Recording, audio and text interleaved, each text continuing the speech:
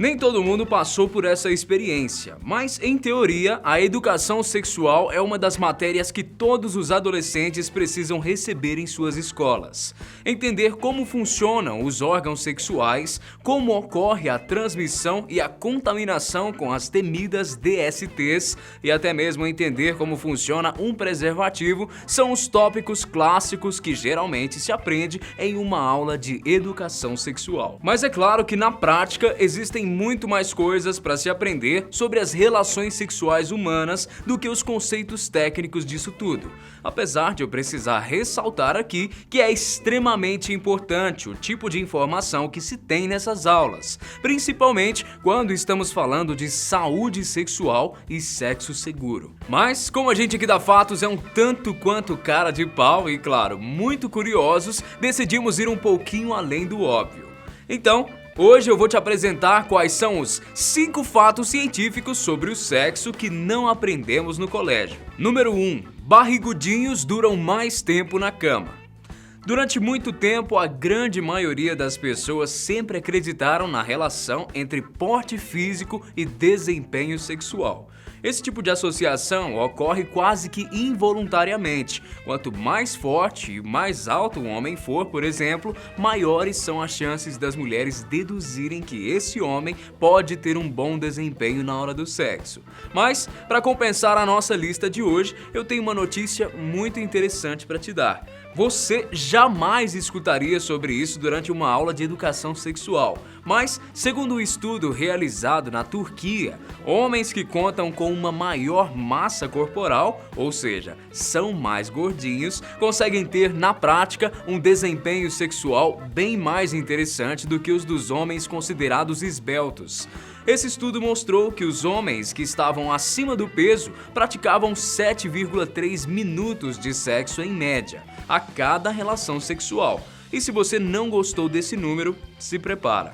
Os homens considerados esbeltos levavam apenas 108 segundos em média em cada relação sexual. A resposta por trás dessa descoberta é bastante simples. Os pesquisadores que lideravam essa pesquisa perceberam que homens com sobrepeso possuíam maiores níveis de estradiol, um hormônio do sexo feminino.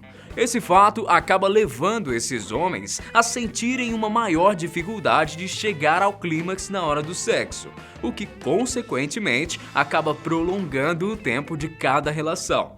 No final das contas, a ciência comprova: os gordinhos estão na vantagem quando o assunto é desempenho sexual. Número 2. Esqueça os analgésicos.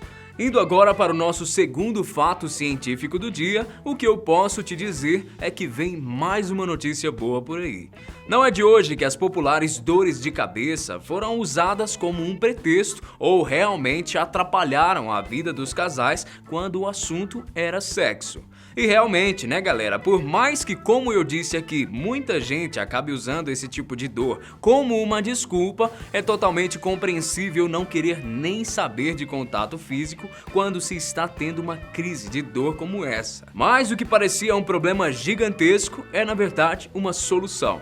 Um especialista em medicina interna em Cincinnati, Ohio, chamado Dr. Vincent T. Martin, descobriu que o sexo pode ser um substituto dos analgésicos quando o assunto é a dor de cabeça.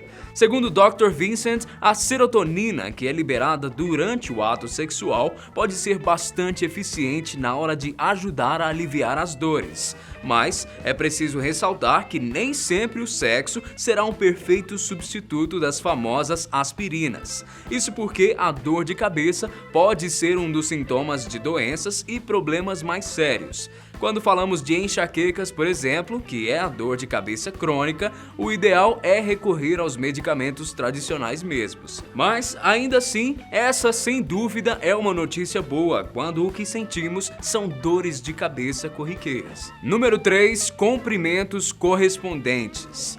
Você, sem dúvida alguma, já deve ter se deparado com um monte de mecanismos por aí que prometem deduzir qual é o tamanho do pênis de um homem através da comparação. Tem gente que diz que o tamanho do pé pode indicar alguma coisa. Para outros, é o tamanho do nariz. Bom, todos nós aqui sabemos que essa história de tamanho é realmente relativo. O que pode ser agradável para uns pode ser extremamente incômodo para outros. Então, sem entrar nesses méritos, eu vou te ensinar um método científico para realmente conseguir descobrir o tamanho do pênis de alguém. E relaxa que os pesquisadores não ficam estudando essas coisas apenas para tirarem o sarro com os colegas, não. Todas essas pesquisas têm fundamentos científicos e trazem benefícios e melhorias quando o assunto é a nossa saúde. Então, confere aí. O estudo em questão foi desenvolvido por um grupo de pesquisa sul-coreano e foi publicado na Asian Journal of Andrology. Segundo os dados recolhidos, é possível descobrir o quão longo um pênis realmente é ao analisarmos a proporção que o dedo anelar e o indicador têm em relação um ao outro. Tae Beom-kim, um médico urologista do Hospital Jill da Universidade Gancheon, na Coreia do Sul, explicou que quanto mais curto o dedo indicador for em comparação com o anelar, maior será o comprimento do pênis dessa pessoa. E é claro que não se trata de uma brincadeira. A explicação científica para isso também é simples de se entender. Quando o feto está na barriga da sua mãe, se desenvolvendo, ele recebe várias cargas hormonais, sendo a testosterona o principal hormônio masculino recebido nessa fase. A chamada testosterona pré-natal pode determinar tanto como os dedos irão se desenvolver, quanto como o pênis irá se ampliar, e por isso existe essa relação, visto que ambos os membros se desenvolvem graças à presença e quantidade de uma mesma substância. No final das contas, essa descoberta pode ser bastante útil para ajudar médicos a descobrirem o histórico pré-natal dos seus pacientes, contribuindo assim para possíveis diagnósticos. Número 4. Idade certa.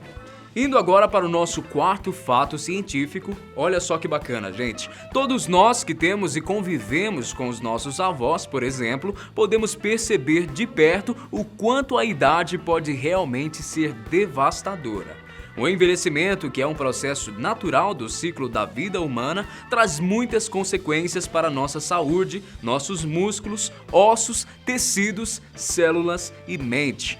Tudo muda e deixa de ser como antes. E é exatamente por isso que a grande maioria das pessoas tendem a acreditar que sexo entre pessoas que estão em uma idade avançada pode ser muito perigoso.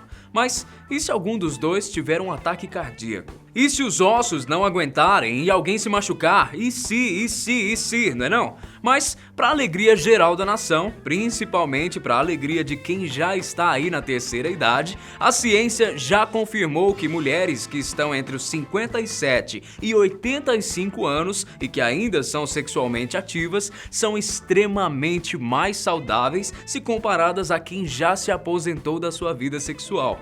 O sexo, assim como qualquer outra atividade física, tem a capacidade de melhorar a nossa circulação, fortalecer o nosso coração e pulmões e, por isso, é considerada uma atividade saudável e segura para todas as idades. Número 5. Quantidade não é sinal de felicidade. E para encerrar a nossa lista de hoje, olha só essa última bomba. Um estudo realizado por pesquisadores da Universidade de Toronto, no Canadá, descobriram que os casais que se consideram mais felizes não fazem tanto sexo quanto se imagina.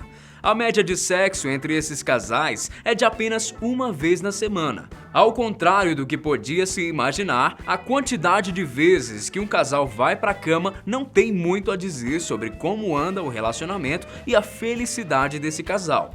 Para os que se consideram muito felizes dentro do seu relacionamento, fazer mais sexo durante a semana não mudaria seu bem-estar ou envolvimento com o parceiro. Por isso, é bom se atentar. Um relacionamento onde o sexo é extremamente bom e frequente não necessariamente é um relacionamento mais feliz. Mas olha, não é por causa disso também que você deve se limitar em seu relacionamento. Até porque, cientificamente falando, até pode ser que os casais que se consideram mais felizes praticam relativamente pouco sexo. Mas isso não significa dizer, na prática, que o sexo atrapalha de alguma forma os relacionamentos. O que você precisa entender é que ficou claro, depois desse estudo, que existem outras coisas que realmente são mais importantes para um casal do que apenas se divertir um com o outro. Entre os tópicos listados como os mais importantes em um relacionamento entre casais que se consideram extremamente felizes, a confiança, a amizade e o companheirismo aparecem antes do sexo. E provavelmente esse é mesmo o segredo. Mas e você que tá aí me assistindo? Já conhecia algum desses dados científicos sobre o sexo? Qual deles mais te impressionou? Me conta tudo isso e muito mais aqui embaixo pelos comentários. Grande abraço pra você e a gente se vê no próximo vídeo. Tchau!